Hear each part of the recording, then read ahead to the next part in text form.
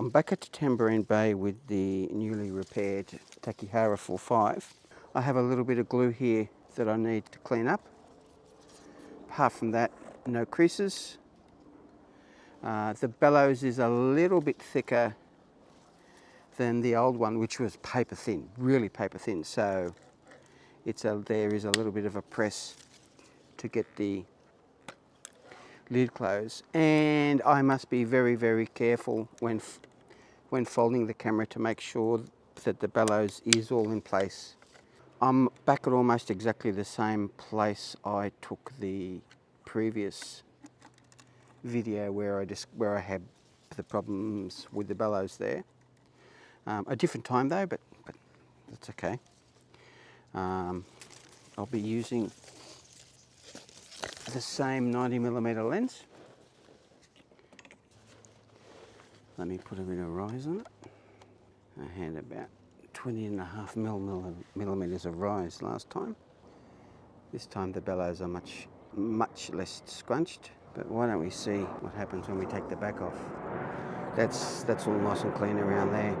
There is a little bit of underhang here, but that shouldn't affect the film at all.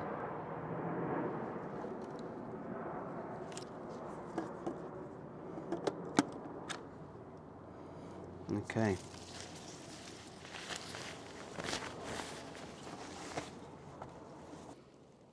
Here's my ground glass. I was interested in the detail of the moss on this rock the last time I was here. I didn't really feature it very well, so I've made sure I've featured it a bit better this time. Okay, I'm not going to light metering. I'm not going to meter the deepest, darkest shadow in the depth of those things. I'm going to meter the shadow there, which is 7. That's a bit over 7. I'm using Fomapan 200 film, but I'm rating it at 100. So 7, take that down to zone 3, and I get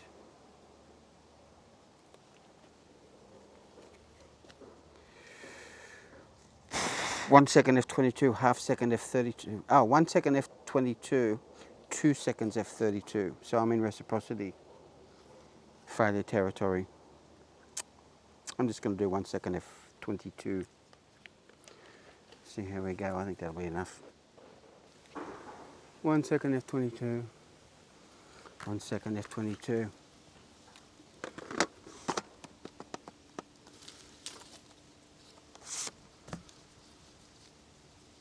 Got a bit of wind now. Oh, this is a good test to see if the bellow's got light leaks, eh? It'll be leaking right now.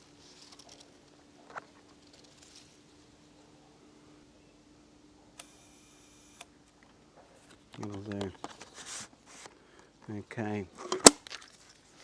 Second one, I just rotate the ground glass.